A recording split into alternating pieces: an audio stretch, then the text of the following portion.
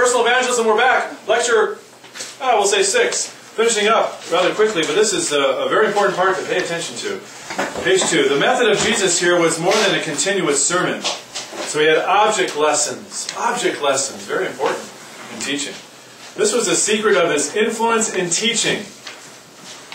He did not ask anyone to do or be anything which first he had not demonstrated in his own life, thereby not only proving its workability, but also its relevance to his mission in life. And this he was able to do because he was constantly with his disciples. His training classes were never dismissed. Everything which he said and did was a personal lesson in reality. And since the disciples were there to notice it, they were learning practically every moment of their waking day. Yeah. Did you get that back door somewhere? It's left open by the escapee from the prison here. So that is key. Oh, wow, we got so much Bible college. It's 6 hours a week. Man, this is too much. Well, this compared to how these guys were trained. And we have to look at that, and that was the proper training method. Because Jesus did it. You're going to say it wasn't proper? So, starting next week, quit your jobs and follow me. All right. And I will not have any money. So, I don't know. Yeah, we will. We'll go into the hills. I had the gift of miracles suddenly. Yeah, elbows of miracles. 5 loaves of bread and a cheese stick. All right, let's go. No fish. No, it's going to be Coke. Coke Zero and Cheez-Its. Hey, we're set. Yeah. How else will his way ever be learned? It is well enough to tell people what we mean, but it is infinitely better to show them how to do it. Amen? Yeah. Amen. I'd say do both is reasonable. People are looking for demonstration, not, I would say, just an explanation. That's what happens. There's a difference between lecturing and teaching, and probably even a third thing is helping them to actually do it than after the teaching. But there's definitely a big difference between lecturing and teaching, wouldn't you say?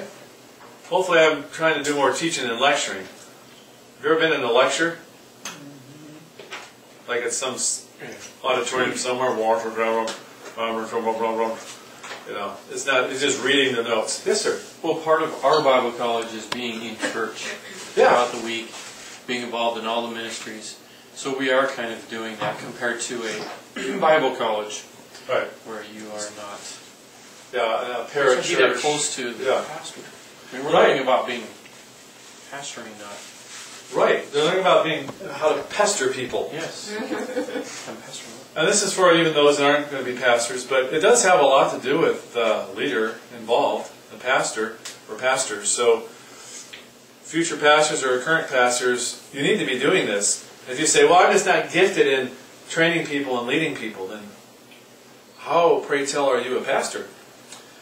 When it is all boiled down, those of us who are seeking to train men must be prepared to have them follow, even as we follow Christ. We're the exhibit. You can look these up if you wanted to.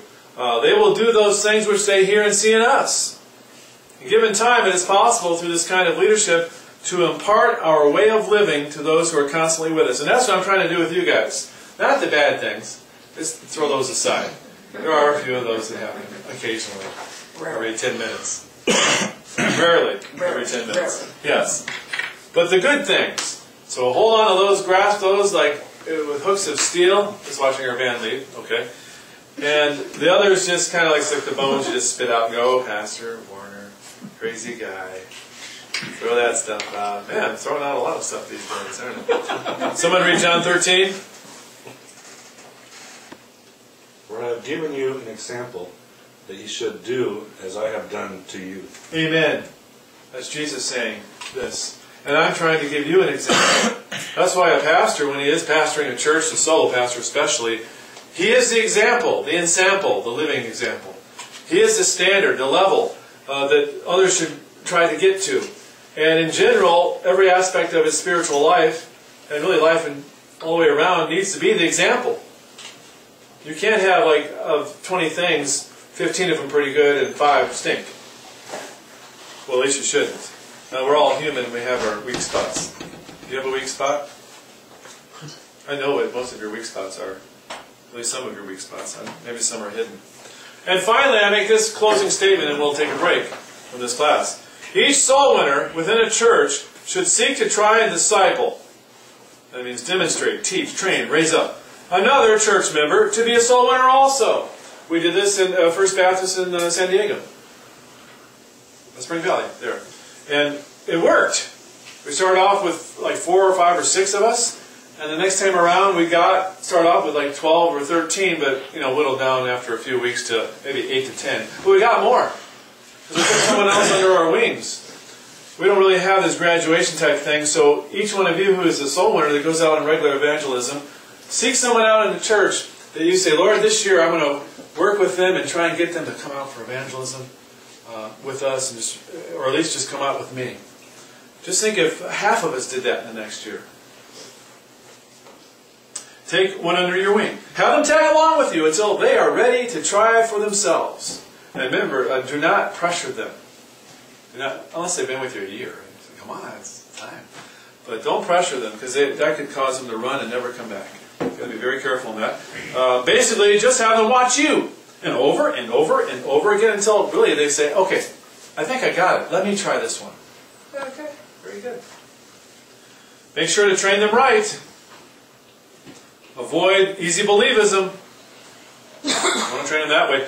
Don't train them to be this high-pressured salesmanship. Avoid being overly offensive. Avoid being machine-like. Go through the steps. Avoid following a script, kind of the same way. Avoid doing it in the flesh. So it's very important if you're training and demonstrating, you need to do whatever you're demonstrating and training in, it needs to be done right. Because that's what they're going to be reproduced as. We don't want a bunch of easy believism folks out there, or folks that are just kind of really rude at the door and says, you're going to hell, I don't got much time, are you going to get saved or not?